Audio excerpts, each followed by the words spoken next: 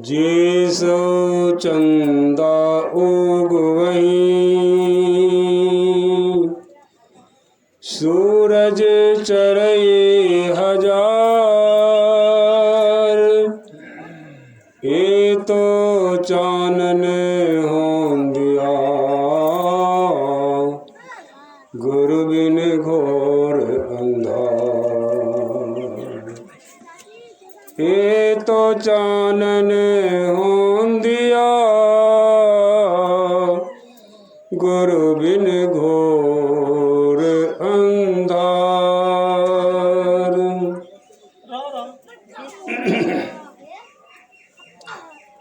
संत पंथ को सुनने आए प्रेमीजन संत कबीर साहब अपने वचन में फरमाते हैं, टोटे में भक्ति करे ताका नाम सपूत, मायाधारी मस्खरे केते गए न पूत। टोटे से तात्पर्य थोड़ा, अल्प। यह थोड़ा और अल्प क्यों कहा गया? कि हम मनुष्य का जो जीवन है वह कैसा है।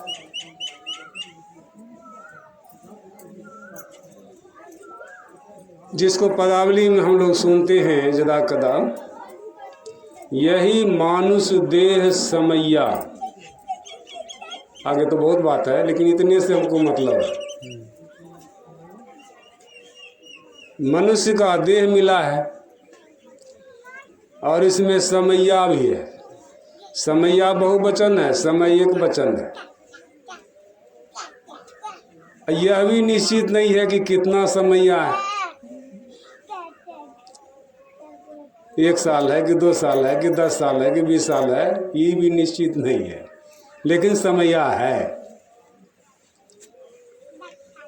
तो हम मनुष्य को यह पता नहीं है कि कितना समय हम रहेंगे, तो इसलिए हमारे लिए थोड़ा ही न हुआ। इसी थोड़े समय में टोटे में भक्ति करना है।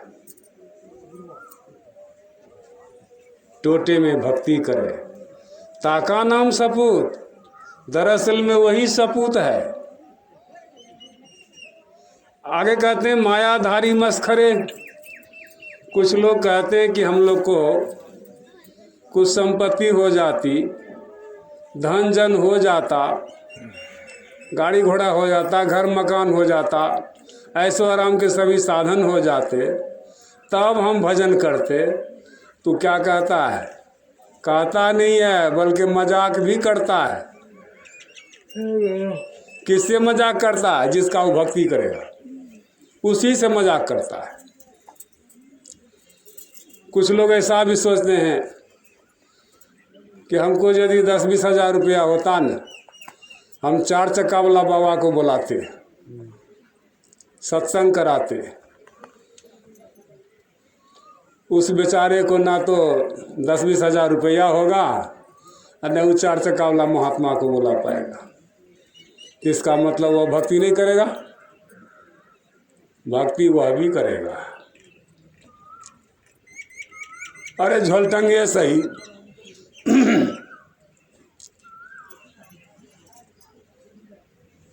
अभी जैसे कुछ दिन पहले सुना था कि पूर्णिया में एक डॉक्टर थे, इंदेश्वरी बाबू।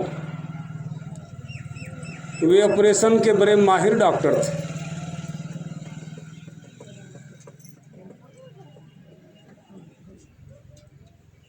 तो कुछ दिन के बाद उनका निधन हुआ, वे चले गए। उनके बेटा पोता है। उनका एक बेटा है जो मधेपुरा में है, जिसका नाम जंग बहादुर सिंह है। वह साधारण डॉक्टर ही है, मान के चलिए।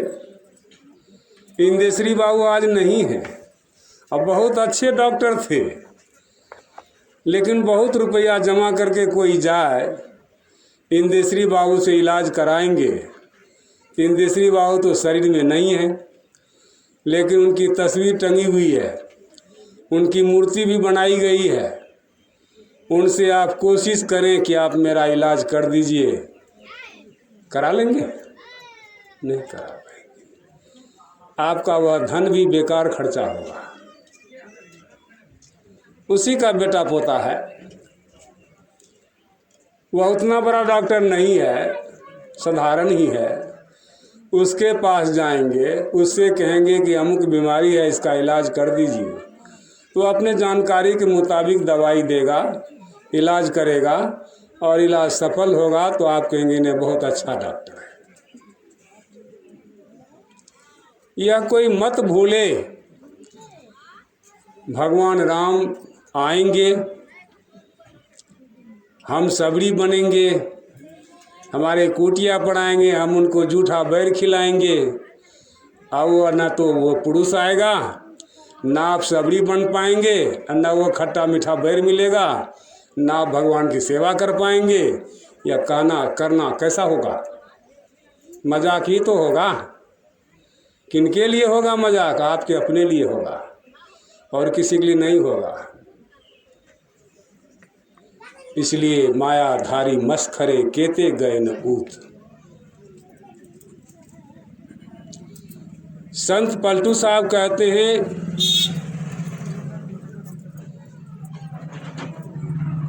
तीन देवता है प्रधान, ब्रह्मा विष्णु महेश, इसको भी उस गति का मुंह नहीं देखा है। कौन गति का? जो गति की संत को प्राप्त हुआ है। आज जैसे सबरी का नाम सुने, सबरी के गुरु कौन थे? मातंग ऋषि। वो राम के जन्म से पहले हुए थे। उस समय राम का जन्मों नहीं हुआ था, जिसमें सबरी और मातंग ऋषि थे। तो मातंग ऋषि जब शरीर छोड़ने लगे तो अपने शिष्या से कहते हैं कि दशरथ को संतान लिखा नहीं है। 3 गो पत्नी होगी उसको, लेकिन संतान लिखा नहीं है, यहाँ तक कहते हैं। लेकिन कोई ऋषि का श्राप पड़ेगा तब उसको संतान होगा। 1 नहीं 4 होगा। 4 में बड़ा होगा विष्णु अवतार राम। उसकी शादी होगी, उसकी पत्नी का अपहरण होगा, पत्नी को खोजने के लिए इधरे से आएगा वो, यही पंपा सरोवर होकर के वो जाएगा पत्नी को खोजते हुए, और तुम्हारे कुटिया पर भी आएगा। यह सबरी को कब कहा था? राम का जन्म होने था तब ये कहा था। मातंग ऋषि चले गए, सबरी कुछ दिन रही। उसके बाद दशरथ को श्रवण के माता पिता ने श्राप दिया था, तब उस श्राप के कारण उसको संतान हुआ था, जिसके विरह में, जिसके शोक में दशरथ मर भी गया था। वह राम की शादी हुई, उनकी पत्नी का अपहरण हुआ, उसको खोजने के लिए वे लंका जाने लगे। तो वही होकर के जा रहे थे, तो जाते हैं, बड़ा अच्छा कुटिया है, देखते हैं कौन है कैसे। सबरी को तो इशारा मिली थी, और सबरी मेरे जानते, अगर कहा जाए सच्ची बात, तो राम के परदादी के जैसी रही होगी, इतनी उम्रदार थी। लेकिन उसको यह गर्व नहीं था, यह अभिमान नहीं था कि हम इतनी बूढ़ी हैं तो एक बच्चा हमारे भगवान हो सकते हैं। उसको तो गर्व या अहंकार कहिए तो गुरु मातंग ऋषि ने ही हर लिया था। अहंकार नाम का तो चीज ही नहीं था। और अपने यहाँ आए हुए अतिथि समझ करके, भगवान है कि नहीं है इसको बात से कौन लेना देना है, लेकिन एक अतिथि समझ करके उनका सत्कार करते हैं। सत्कार में भी क्या करते, उनके पास क्या था? जंगल में जो जंगली बैर होता है वही था। उसमें भी ट्राई करके रखते हैं पहले से कि कौन गाछ का पेड़ का फल मीठा है। इतना माइंड उनका गड़बड़ नहीं था, खोपड़ी उड़ नहीं गई थी जो जूठा दांत काट करके बैर भगवान को खिला देते, ऐसा नहीं था।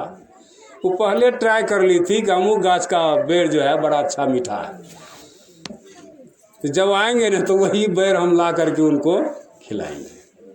ऐसा खिलाया था, आदर सत्कार से बिठाया था। क्या आप बूढ़े बुजुर्ग हैं, आपके दरवाजे पर एक साधारण भिखारी आ जाए, कभी आप ऐसा सोच भी सकते हैं क्या? मेरे जानते तो आप नहीं सोच सकते हैं कि ये भगवान हैं, आदर से बिठाएं, जलपान कराएं, पानी पिलाएं। ये भावना आप में पैदा ही नहीं होगी। इसलिए नहीं होगी कि मातंग ऋषि जैसा गुरु आपको नहीं मिला है, उसने आपको ये समझ नहीं दिया है। अगर वो समझ दिया होता तो अपनी भक्ति के साथ साथ अपने जैसे और महात्माओं के बारे में कहते कि उनको भी आदर करो, उनको भी पूजा करो, उनको भी भक्ति करो, उनकी भी सेवा करो, कहता। यह कहा नहीं, और ऐसा मंत्र फूंक दिया कान में, आप उस मंत्र को याद करते करते आप अहंकार से भर गए। आप में इतनी बड़ी ऐंठन आ गई कि कौन है ज्ञानी, कौन है विज्ञानी, कौन है पागल, सब एक लड़ना से घाट दिए। आप में ये कभी श्रद्धा पैदा नहीं होगी। और श्रद्धा बिन जो भक्ति है सो निज डिंब विचार, उदर भरण के कारण जन्म गंवाया सार। पजरकट्टा से दवा लायल छे, खाब दो से दवा लायल छे, चला सबके। अरे नहीं कुछ तो दाल भात तरकारी दही चीनी तो चलवे न करते। लेकिन ऐसा कभी समझ में नहीं मिला कि पहले 1 घंटा ध्यान करो बैठ करके घर में। आपको तो ध्यान है वहाँ भोज पर, धोती को खिंचवाइएगा, नील टिनोपॉल डलवाइएगा, कुर्ता गंजी को साफ करवाइएगा, पट्टी छटवाइएगा, तेल लगाइएगा, नहाइएगा धोइएगा बढ़िया से, सज धज के जाइएगा वहाँ। काहे? तो दाल भात तरकारी जो खाना है।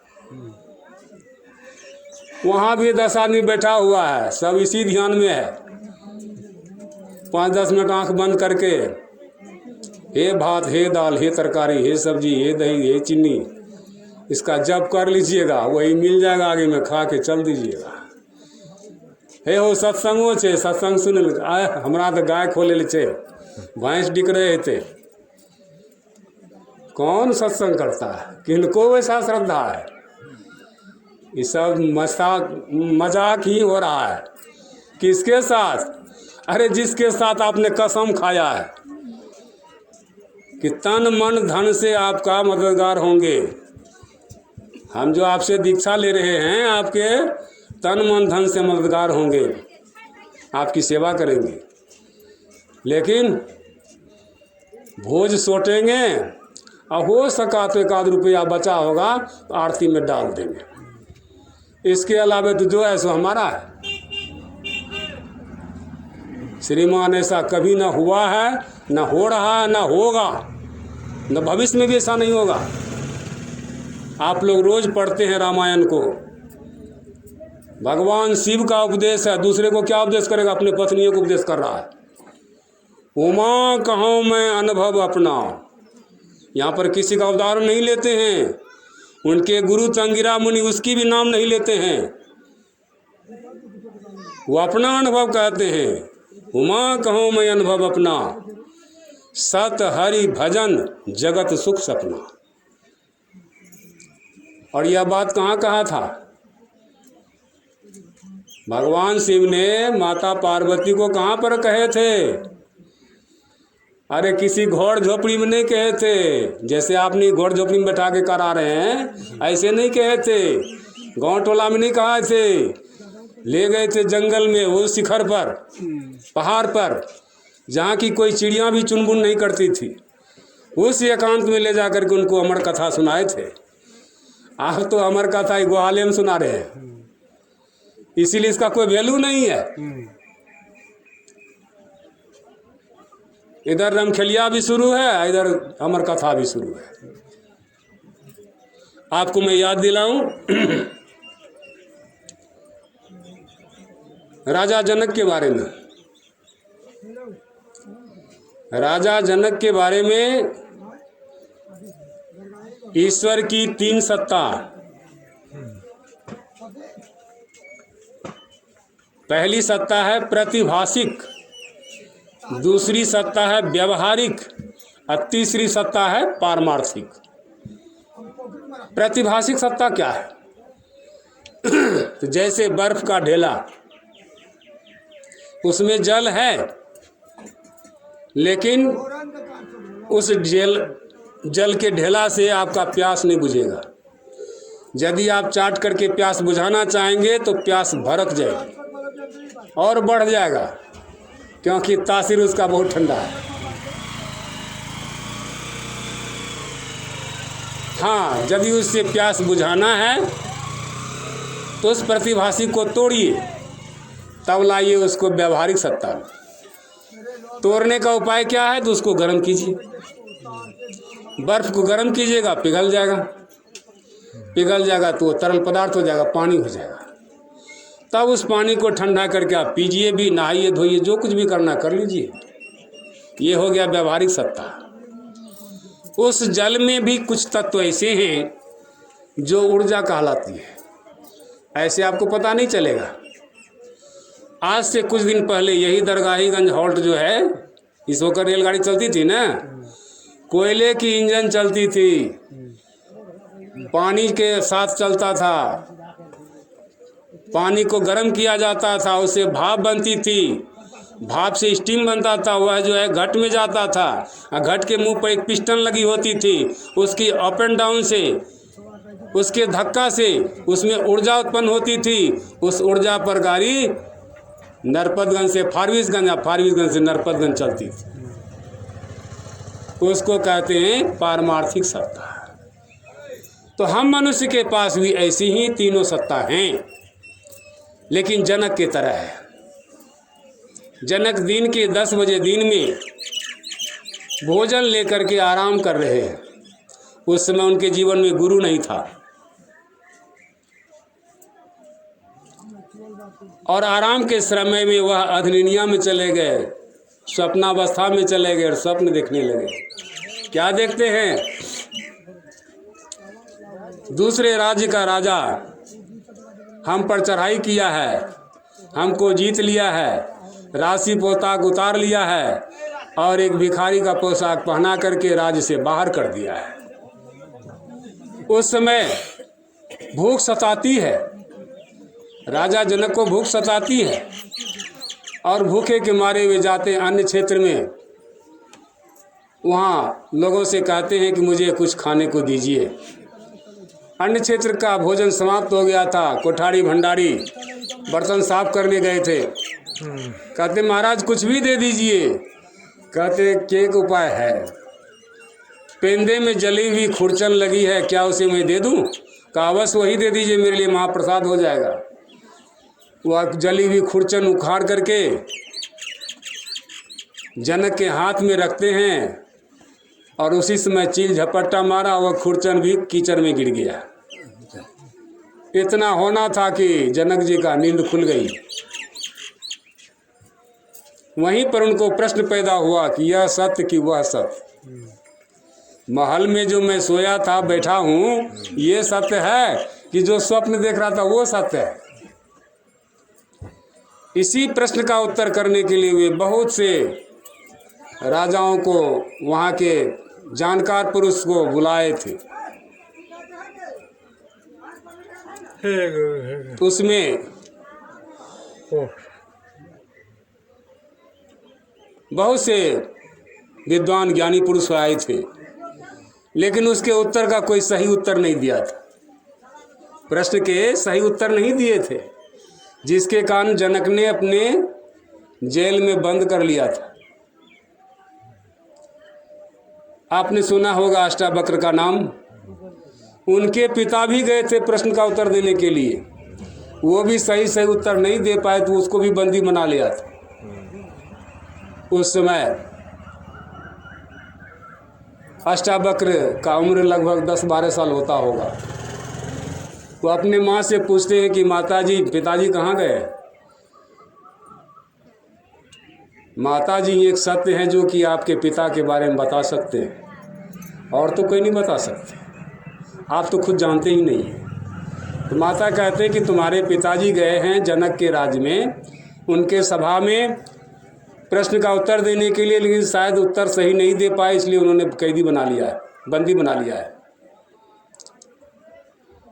तो हर एक पुत्र को दुख होता है अपने पिता के ऊपर। हमारे पिता को अमुक ने अंगुली दिखा दिया, हमारे पिता को किसी ने बंदी बना लिया, मैं उसको करारा जवाब दूंगा। अष्टावक्र के मन में उत्पन्न हुआ कि मैं उस राजा को समझाऊंगा और सबसे पहले मैं अपने पिता को मुक्त कराऊंगा। चला जाता अष्टावक्र मुनि। इसका चाल कैसा था? एक पैर इस रोड किनारे के में और दूसरा पैर उस रोड किनारे में, ऐसा उसका पैर चला टपट चलता जाता है। सभा तो लगी हुई थी, सभा में बहुत उसके सभासद लोग थे। जैसे अष्टावक्र को देखता है, सभा के सभी लोग हंस पड़े।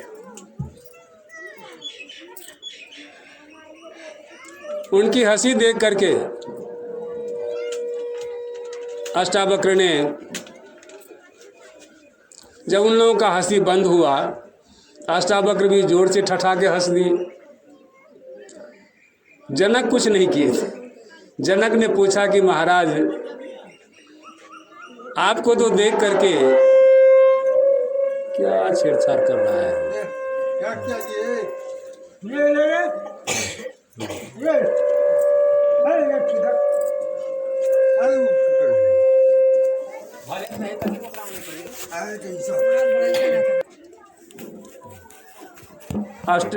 जनक जी पूछते हैं कि महाराज,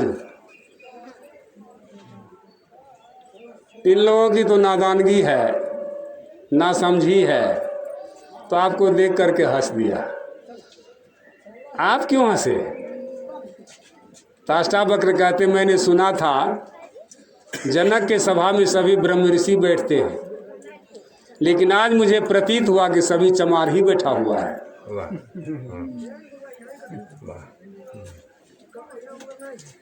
इसीलिए मुझे हंसी आ गई, और तुम लोगों ने यही देख करके हंसा कि अष्टावक्र टेढ़ा मेढ़ा है। तो चामे का नहार महल को देखा था।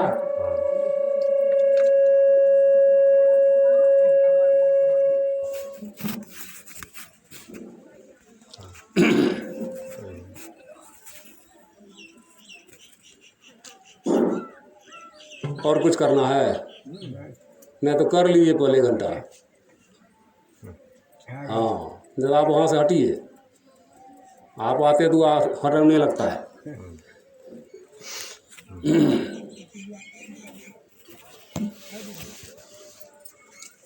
तो वह जो है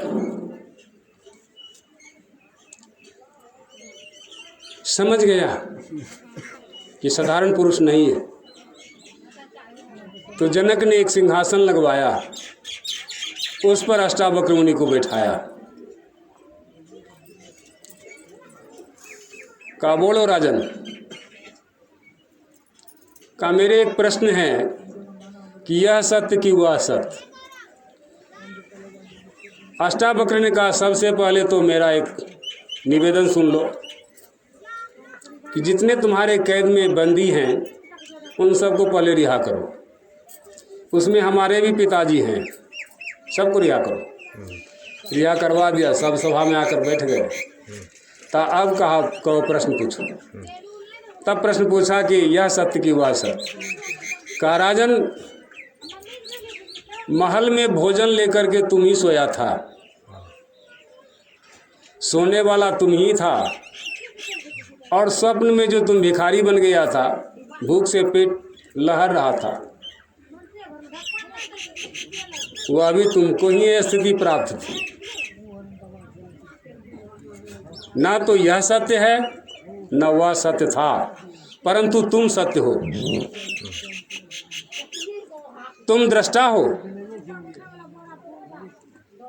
दृश्य नहीं हो। दृश्य कभी सत्य नहीं होता है, दृश्य असत्य होता है और दृष्टा सत्य होता है। प्रश्न भी तुम ही कर रहे हो, स्वप्न भी तुम ही देख रहे थे। चील ने झपट्टा मारा, खुरचन भी नीचे कीचड़ में गिर गया, वह भी तुम ही देख रहे थे। और अभी प्रश्न भी तुम ही कर रहे हो। इसलिए तुम सत्य हो, बाकी सब असत्य है। जनक जी कहते हैं कि महाराज, यह सत्य को आप कितने देर में उपलब्ध करा देंगे? कहाँ? घोड़े पर जैसे तुम चढ़ते हो, पहला पैर पहले पैदान पर रखते हो, दूसरा पैर दूसरे पैदान पर रखने में जितना समय लगता है, इस बीच में ही हम तुमको यह सत्य उपलब्ध करा देंगे। तो कहते करा दिया जाए। कहाँ? घोड़ा मंगाओ। घोड़ा मंगाया, प्लान लगवाया, बिछावन दिलवाया, अब मुझसे उस पर बैठाओ। अष्टावक्र को बैठा दिया गया। तब अष्टावक्र कहते हैं अब लगाम पकड़ो जनक और तुम आगे आगे चलो। लेके चल दिया। कहाँ ले गया? गांव बस्ती में नहीं, चला गया खाको जंगल में, जहाँ कोई था ही नहीं, जंगल ही जंगल था। एकांत में चला गया। तब वहाँ कहते हैं कि अब मुझे उतार दो। उतार दिए। कहते अब एक पैर तुम पैदान पर रखो। पैदान पर पैर रखा। वह तो इसी तैयारी में था, कब जैसे कहेगा दूसरा पैर रख देंगे। लेकिन इसी बीच में कहते हैं कि देखो जनक, तुम गुरु धारण करने चले हो, सबसे पहले दक्षिणा चाहिए, मुझे दक्षिणा चाहिए। जनक ने खुशी मन से कहा, जनक और जनक का राज आप जैसे महापुरुष के चरणों में निवेदित है। का अब दूसरा पैर रखो। कौन रखेगा? दूसरे पायदान पर पैर कौन रखेगा? जनक और जनक का राज तो अष्टावक्र मुनि का हो गया। अब पैर रखेगा कौन? जनक का ना तो पैर है, जनक का ना तो देह है, जनक का ना तो राज्य है। जनक तो फिर एक तत्वतः आत्मा है।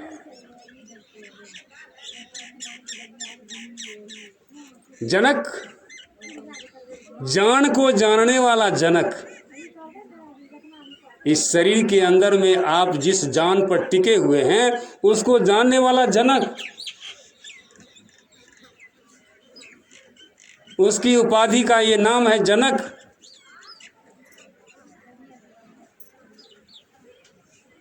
नींद कोई मनुष्य नहीं है, नींद की एक अवस्था होती है। संत कोई मनुष्य नहीं है, मनुष्य की एक घटना है जो संत की अवस्था होती है। उस अवस्था में जाने पर संत ही कहते हैं, उन अवस्था के संबंध में बाबा नानक देव के वचन में है कि संत के सरनी जो जन परय, सो जन उदरन हार। संत के निंदक नानका बहुड़ी बहुड़ी अवतार। आप रामायण से प्रेम करते हैं, रामायण जी को पढ़ते हैं, लेकिन इस नवधा भक्ति में यह विश्लेषण करके सत्य नहीं निकाल पाएंगे कि सबरी ने राम की भक्ति की थी कि सतगुरु की भक्ति की थी, आखिर अपनी भक्ति की थी। ये करीब करीब निर्णय करना मुश्किल पड़ जाएगा। सबरी ने सबसे पहले सतगुरु की भक्ति की थी। उस सतगुरु ने उनको आत्मज्ञान का उपदेश दिया था और तब वह अपने आत्मा की भक्ति की थी। तब उसने क्या हुआ? तो तजी जोग पावक दे हरिपद, लीन भई जहाँ नहीं फिरे, जहाँ से लौटना नहीं होता है। लेकिन आज लोग राम की भक्ति में जोड़ रहे हैं, राम की भक्ति में लगा रहे हैं। राम भाई देखने को ही नहीं मिला है। कहाँ हम उसको भक्ति भजन करेंगे? अरे जिन महापुरुष की तस्वीर आप लगाए उनके वाणी को पढ़िए, उनके वाणी को सुनिए, उनके वाणी को समझिए। उन्होंने क्या कहा मूल उपदेश में सुनिए। भगवान राम की मंदिर में भगवान राम जानकी की मूर्ति है, शिवालय में भगवान शिव पार्वती की मूर्ति है, ठाकुर बाड़ी में कृष्ण भगवान की शालिग्राम की मूर्ति है।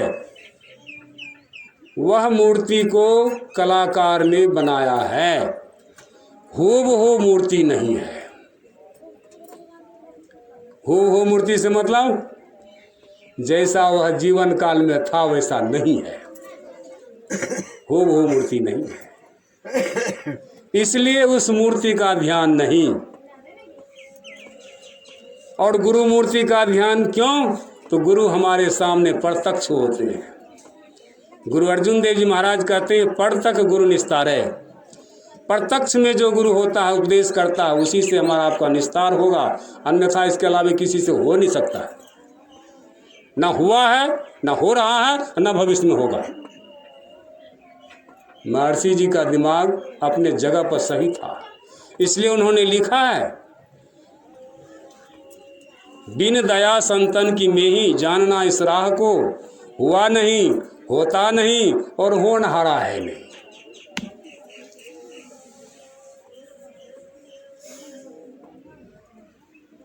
सतगुरु सोई सराहिए जो मन सो सूरत फुटाए, जो मन सो सूरत फुटाए सुनने का ध्यान लगावे। सतगुरु भक्ति आणी शब्द का द्वार बतावे, स्वयं सुनत पार की खबर परमारथ की गांठी खोले।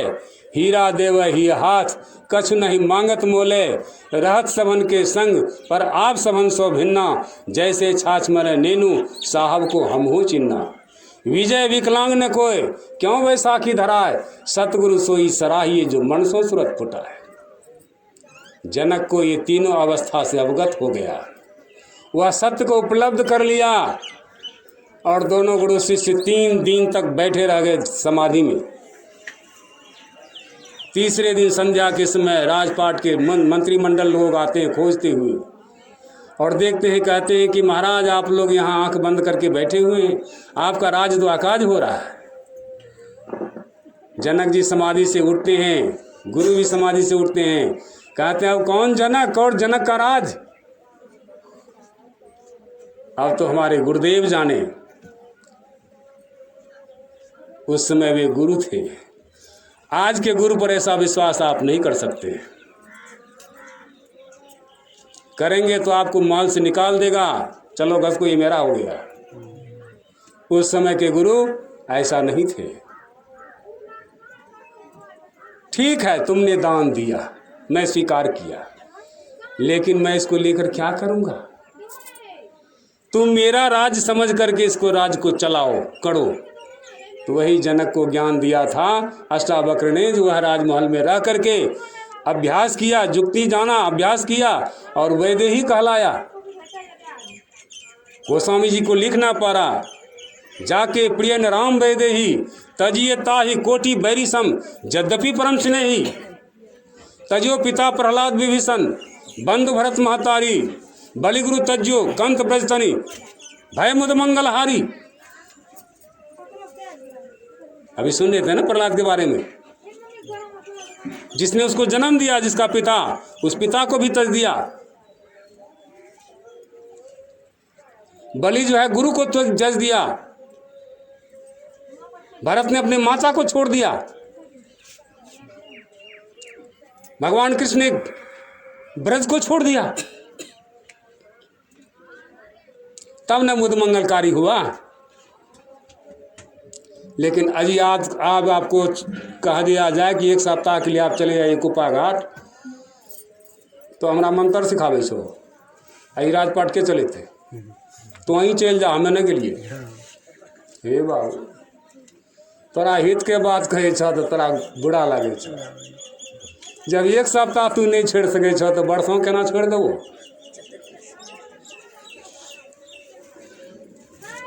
तो वही जनक को पहला रूप क्या था? प्रतिभाषिक, कुछ होने मचल रहा था।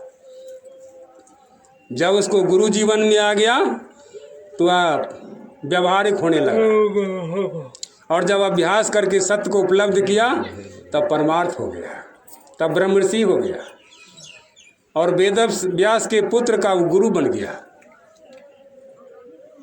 साधारण पुरुष था। लोग कथा कहानी में बांध करके सार बात से भुतला देते हैं, बहका देते हैं।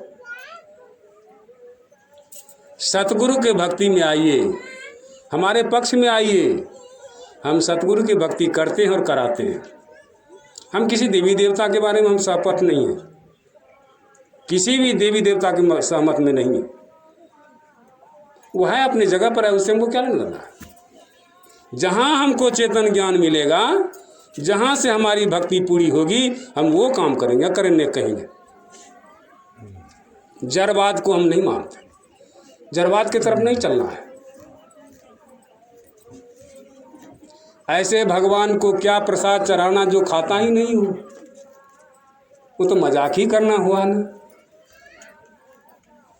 और जो खाने वाला उसको ठेंगा दिखाते।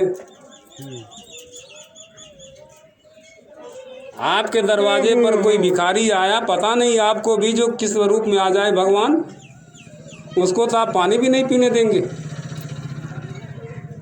लेकिन आप दूसरे के यहाँ जाएंगे तो चाहेंगे कि हम कोई भोजन भी करा दें।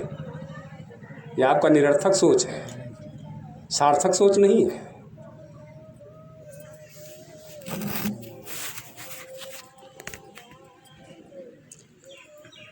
पाँच बज गया, क्या करेंगे? ठीक है। कहने का तात्पर्य है कि हम लोग अवश्य इस साधन की युक्ति को जाने। साधन क्या है? आप मन को बस करना चाहते, कभी नहीं होगा, लेकिन हो भी जाएगा। बाबा कबीर साहब के वाणी पर विश्वास कीजिए, विचार कीजिए। शब्द खोज मन बस करे, सहज जोग है ये, परिचय श्रुति है स्त्री सो गुरुदेव बताए। शब्द की साधना कीजिए, इससे मन में बस होगा और सहजे होगा। इसके लिए कुछ करना नहीं पड़ेगा, स्वाभाविक हो जाएगा। अभी जैसे कहीं नाच तमाशा का गीत गाता है लोग, तो आपकी सूरत खिंच जाती है ना, वहाँ चले जाते हैं, सुनते देखते मन लगता है ना। मन को मिल गया शब्द, उसके जैसा शब्द मिल गया तो मन खुश है। लेकिन आपको अपने अंदर में जो शब्द हो रहा है, उसको जब इस मन को सुनाइएगा तो कितना आसान तरीका से सहज हो जाएगा।